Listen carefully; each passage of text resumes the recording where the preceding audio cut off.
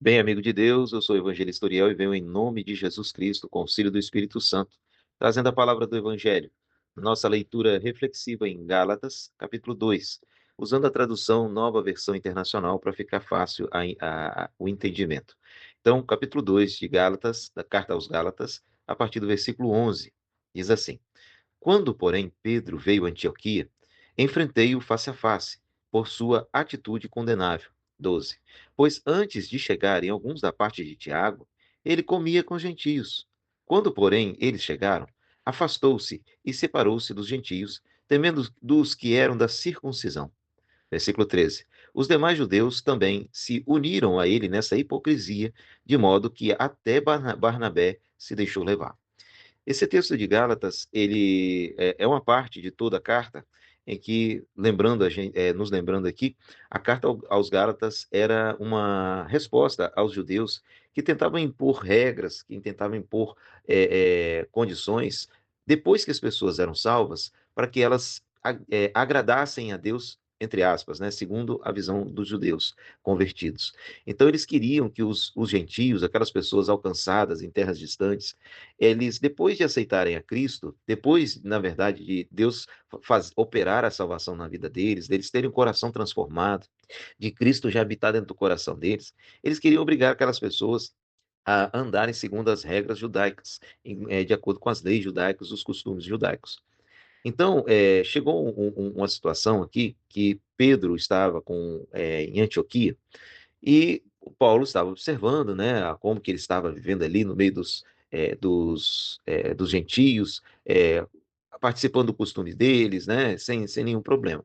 Mas quando chegou alguns da parte de Tiago, quando chegou alguns da parte desses defensores da circuncisão, o Pedro começou a dissimular, começou a encenar uma atitude diferente que ele estava tendo até aquele momento.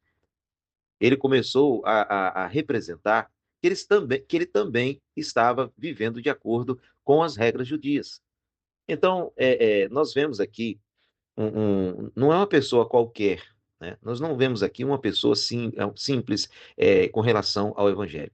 Nós vemos um apóstolo de Deus, um apóstolo de Cristo, que é o próprio apóstolo Pedro, né?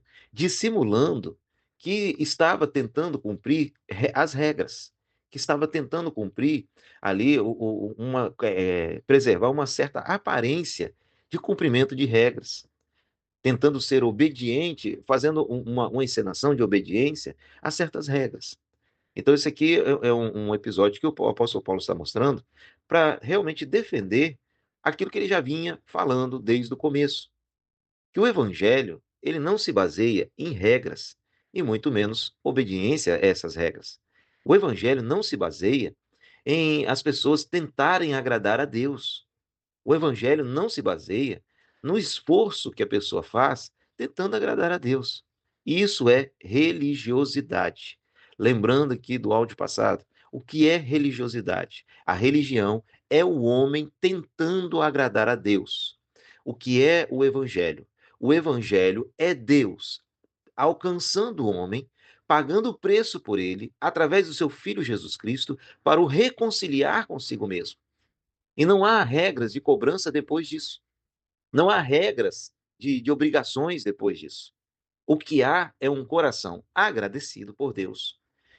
E esse coração agradecido por ter sido livre do inferno, esse coração procura oferecer-se a Deus em atos, em uma vida piedosa diante dele. Mas aquela cruz, aquele sangue, todo aquele sacrifício, ele não é anulado quando alguém não consegue andar segundo as regras. O evangelho é aquela aliança, porque lá em Jeremias, Deus falou assim, que faria uma nova aliança, que não seria uma aliança quebrada, que seria quebrada como os pais quebraram, como os antigos quebraram. Porque era aquela aliança, eles quebraram, porque era baseada em regras, em leis. Mas essa nova aliança, ela está baseada num coração recriado.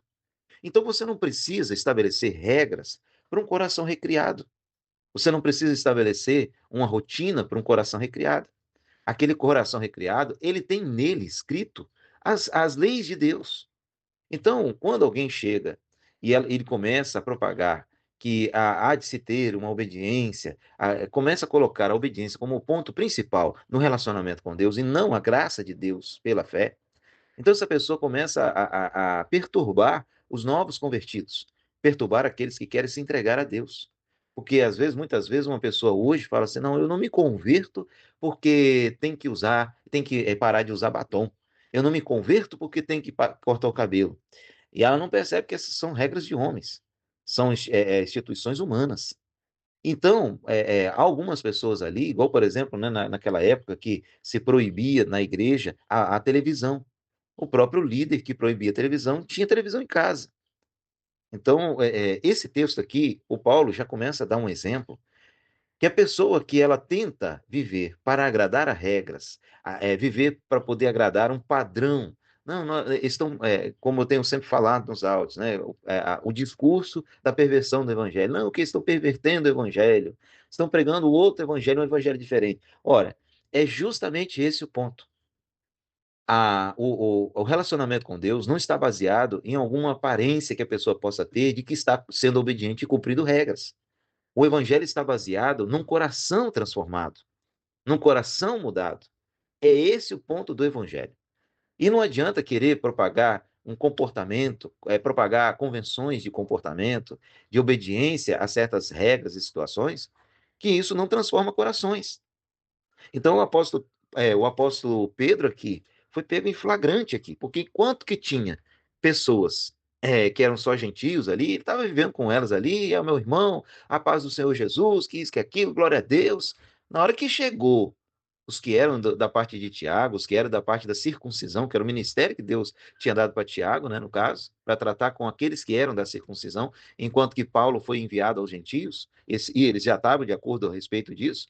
Então, Pedro vivendo ali, naquela situação, quando chegou essas pessoas da parte de Tiago, ele começou a dissimular, ele começou a fazer de conta que ele vivia segundo as regras, ele vivia segundo um padrão, ele vivia segundo uma tal de uma obediência a certas coisas, a circuncisão.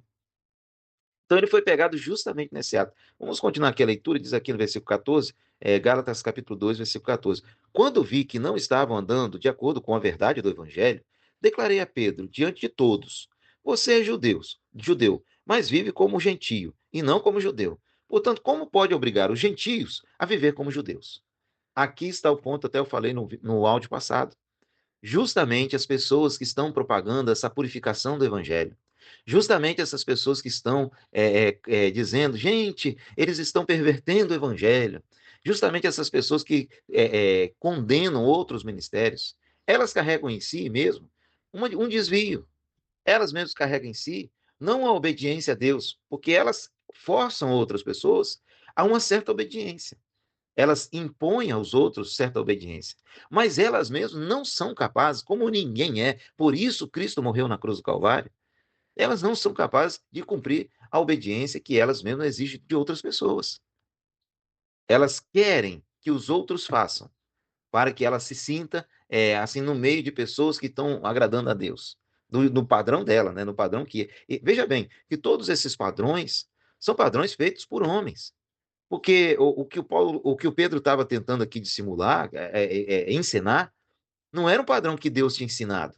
Era um padrão que ele via que os outros faziam. Mas ele mesmo não sentia no coração a confirmação daquilo que se era de Deus ou não. Tanto que quando ele estava na liberdade lá dos gentios, ele vivia como gentio. Então, esses padrões, é aquela coisa, a pessoa ela tem um padrão que ela acha que é o correto. E ela quer impor esse padrão na vida de outras pessoas.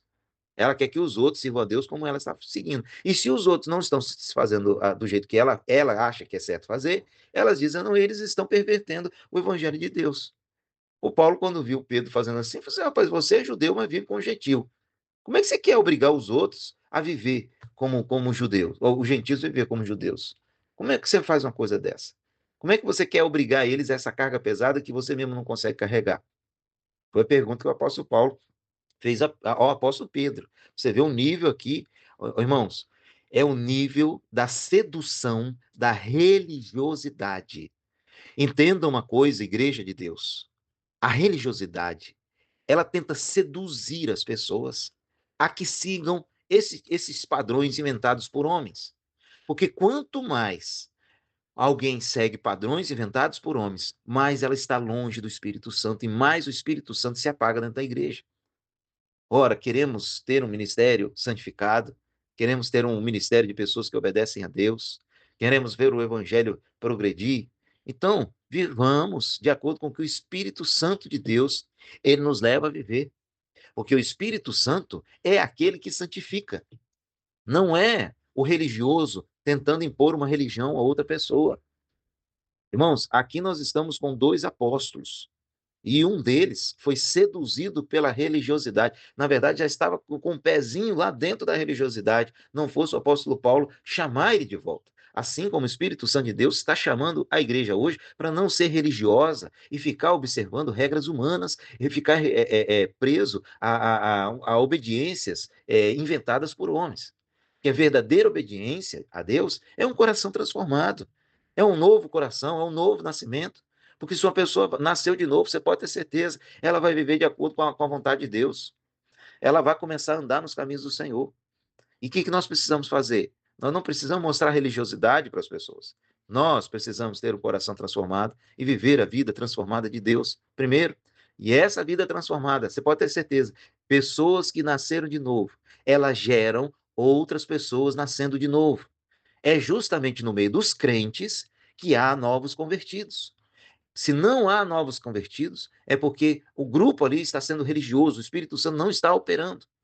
Agora, quando há pessoas que não estão preocupadas com regras humanas, não estão preocupadas em uma aparência, como Pedro aqui estava preocupado com a aparência, de parecer obediente na frente daqueles que vieram da parte de Tiago. Não é a aparência que vai fazer novos convertidos. Se nós não estamos, se uma igreja não está tendo um novo convertido, é porque muitos estão vivendo pela aparência, e não pelo Espírito, não pelo Espírito Santo de Deus. Então, querer agradar a Deus por uma tal obediência é simplesmente religiosidade. Porque o que Deus quer são corações convertidos, pessoas com corações transformados. E esses corações transformados são normalmente, naturalmente, são pessoas que agradam a Deus. Então, continuando na leitura, versículo 5, 15.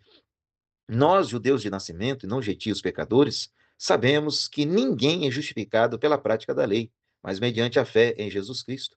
Assim, nós também cremos em Cristo Jesus para sermos justificados pela fé em Cristo e não pela prática da lei, porque pela prática da lei ninguém será justificado.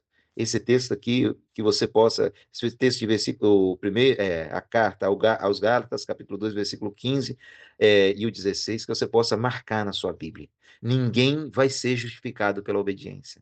Que nunca mais se fale dentro da igreja que depois de ser obediente alguém vai alcançar graça. Que nunca mais se propague isso dentro da igreja. Que se propague o seguinte, que pela fé alcançamos a graça que nos torna agradáveis a Deus. Primeiro usamos a fé, depois alcançamos a graça. E a graça de Deus nos transforma de glória em glória, segundo a imagem de seu Filho Jesus Cristo. E sendo transformados, então abandonamos o pecado, abandonamos a maldade, abandonamos uma vida falsa na presença de Deus. Não tenhamos o desejo de tentar obrigar as pessoas a viver num rigor que nós mesmos não estamos dispostos a viver. Então, esse versículo 15 e 16 diz: ó, não há ninguém que seja justificado pela a obediência a regras, a prática da lei. Mas nós somos justificados pela fé. Versículo 17: se, porém, procurando ser justificados em Cristo, descobrimos que nós mesmos somos pecadores, será Cristo então ministro do pecado? De modo algum. Se reconstruo o que destruí, provo que sou transgressor, pois por meio da lei eu morri para a lei, a fim de viver para Deus. Fui crucificado com Cristo, assim já não sou eu quem vive, mas Cristo vive em mim. A vida que agora vivo no corpo, vivo pela fé no Filho de Deus, que me amou e se entregou por mim. E não anulo a graça de Deus, pois se a justiça vem pela lei, Cristo morreu inutilmente. Ora, quando a gente começa a falar sobre essa questão da obediência, da maneira que eu estou falando, logo levantam-se pessoas dizendo assim: ah, então o pastorial está ali incentivando as pessoas a viverem no pecado. Não, absolutamente. Não, nenhum áudio meu você vai me encontrar dizendo que é favorável viver no pecado, que é favorável viver na maldade. Eu estou falando sobre justificação. Eu estou falando sobre não impor regras a outras pessoas, a outros ministérios. Não querer fazer do nosso ministério padrão para os outros. A gente ter a nossa sinceridade diante de Deus e viver segundo ela, num coração transformado, num coração convertido. É isso. Porque aqui no texto, o Paulo está falando, se eu procurando ser justificado pela fé, eu me encontro no pecado, então eu estou reconstruindo aquilo que foi destruído. Mas ele fala assim: olha, isso não acontece com a pessoa que é convertida. Isso não acontece com pessoas que são transformadas. Porque naturalmente ela vai começar a seguir o padrão de Deus. Porque diz assim: ó, se reconstruir o que destruir, prova que sou transgressor. Então, um dia nós nascemos de novo. Um dia aquela pessoa, ela se converteu a Cristo. Um dia aquela pessoa entregou o coração para Cristo, mesmo que ela não está hoje ainda transformada completamente. Ainda Deus tem uma obra para fazer na vida dela. Mas ela se entregou a Cristo, o coração dela é um novo coração, ela é uma nova criatura, ela nasceu de novo, ela aceitou Jesus, passou pelas águas. Então, ela não vai reconstruir o pecado, ela não vai reconstruir o reino do pecado na vida dela, pelo contrário. Diz aqui, ó, pois por meio da lei eu morri para a lei, a fim de viver para Deus. No momento que ela aceitou a Cristo, ela está vivendo para Deus, mesmo que ela não está seguindo as nossas regras, mesmo que ela não está obedecendo o nosso padrão, ela está vivendo para Deus. Fui crucificado com Cristo, assim não sou eu quem vive, mas Cristo vive em mim. Aí que está a nossa esperança. É Cristo vivendo dentro dela, vai fazer dela uma bênção. Esses ministérios que hoje estão anunciando a Cristo, e não tem um padrão assim elevado de moral, e tem uma moral baixa, às vezes, tem às vezes mercenários, às vezes tem falsos profetas. Mas entenda uma coisa: quando Cristo nasce dentro do coração de uma pessoa, ela pode estar na situação que for. Cristo habitando dentro dela, ela vai ser transformada em nome de Jesus Cristo. Então, fui crucificado com Cristo, assim não sou eu quem vive, mas Cristo vive em mim. A vida que agora vivo no corpo, vivo pela fé no Filho de Deus, que me amou e se entregou por mim. Não anulo a graça de Deus, pois se a justiça vem pela lei, Cristo morreu em vão. Então, esse finalzinho aqui mostra a dependência da graça de Deus e não a obediência da lei. Não o anular da graça pela uma obediência a regras, uma obediência a padrões. Então, em nome de Jesus Cristo, que nós possamos lembrar aí de Pedro tentando disfarçar que estava obedecendo e olhar para a gente mesmo, entender que nós ainda temos muitas falhas. Deus ainda está fazendo uma obra na nossa vida.